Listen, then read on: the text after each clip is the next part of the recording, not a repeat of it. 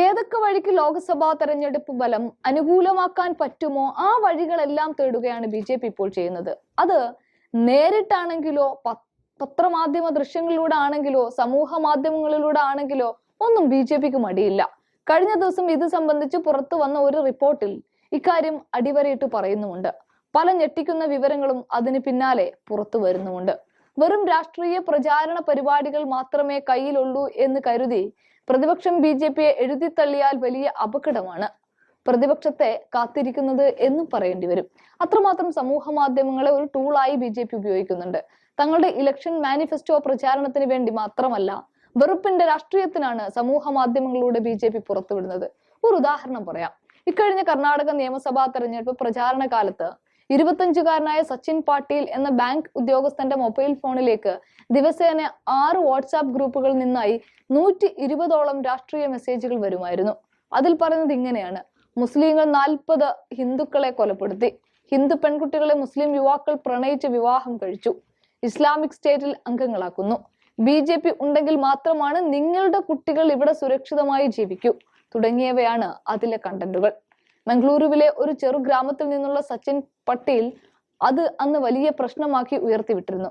രാജ്യം ഭരിക്കുന്ന BJPക്ക് വോട്ട് ചെയ്യാനുള്ള ഓർമ്മപ്പെടുത്തലായിരുന്നു ആ മെസ്സേജുകൾ എല്ലാം എന്ന് തോന്നിയെന്നാണ് ആ ചെറുപ്പക്കാരൻ പറയുന്നത്. ഹിന്ദുത്വ ദേശീയവാദികൾ എങ്ങനെയാണ് ഇന്ത്യയിൽ അവരുടെ ഡിജിറ്റൽ ക്യാമ്പയിൻ നടത്തുന്നതെന്ന് വിശദീകരിക്കുന്നത് വാഷിംഗ്ടൺ പോസ്റ്റിന്റെ ഒരു റിപ്പോർട്ടിലും സച്ചിൻ പട്ടേൽ തന്റെ അനുഭവം പങ്കുവെക്കുന്നുണ്ട്.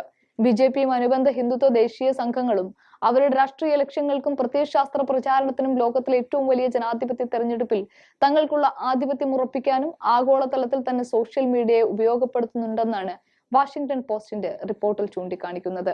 ഇത്തരം സോഷ്യൽ മീഡിയ ക്യാമ്പയിനുകളിലൂടെ തീവ്ര വികാരങ്ങൾ ആളിക്കത്തുകയും ചെയ്യുന്നുണ്ട്. തെറ്റായതും വിദ്വേഷപരവുമായ ഘടകങ്ങൾ വ്യാപകമായി ഉപയോഗിക്കുകയും ചെയ്യുന്നുണ്ട്. നിയമസഭാ തെരഞ്ഞെടുപ്പുമായി ബന്ധപ്പെട്ട് വാഷിംഗ്ടൺ പോസ്റ്റിലെ മാധ്യമപ്രവർത്തകർ കർണാടകയിൽ ഏതാനും ആഴ്ചകൾ ചെലവിട്ടിരുന്നു. ഈ സമയത്താണ് BJPയുടെയും സംഘപരിവാർ സംഘങ്ങളുടെയും ഡിജിറ്റൽ ക്യാമ്പയിനിങ്ങിനെ കുറിച്ച് അവർ കൂടുതൽ അറിയാൻ സാധിച്ചത്. ഹിന്ദുക്കളുടെ ഭയം മുതലെടുക്കുന്ന തരത്തിലുള്ള പോസ്റ്റുകൾ നിർമ്മിക്കുന്നതിനെയും പ്രചരിപ്പിക്കുന്നതിനെയും കുറിച്ച് സംഘപരിവാർ ശക്തികൾ വ്യക്തമായ അജണ്ട ഉണ്ടെന്നാണ് ആ മാധ്യമപ്രവർത്തകർ പറയുന്നുണ്ട്.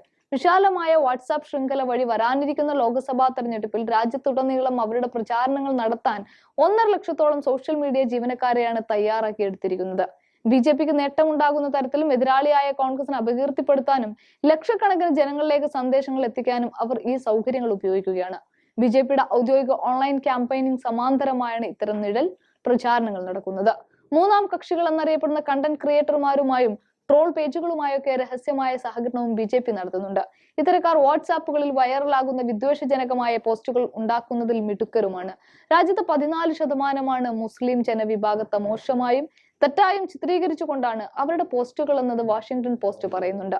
ഇന്ത്യയിൽ നിലവിൽ 500 മില്യൺ, അതായത് ഏകദേശം 50 കോടിക്ക് മുകളിൽ വാട്സാപ്പ് ഉപഭോക്താക്കളുണ്ട്. ഈ സോഷ്യൽ മീഡിയ പ്ലാറ്റ്ഫോം ധ്രുവീകരണത്തിനും കലാപത്തിനുമുള്ള ഉപകരണമാക്കി മാറ്റുന്നുണ്ടെന്ന കാര്യം ഭരണ സംവിധാനങ്ങൾക്കും സോഷ്യൽ മീഡിയ ഗവേഷകർക്കും വാട്സാപ്പിന് സ്വയം തന്നെയും അറിയാവുന്ന കാര്യവുമാണ്. എന്നിട്ടും BJPയെ വെറുപ്പിച്ചാൽ രാജ്യത്ത് നിലനിൽപ്പില്ലെന്ന തിരിച്ചറിവിൽ വാട്സാപ്പ് പോലും മൗനം തുടരുകയാണ്.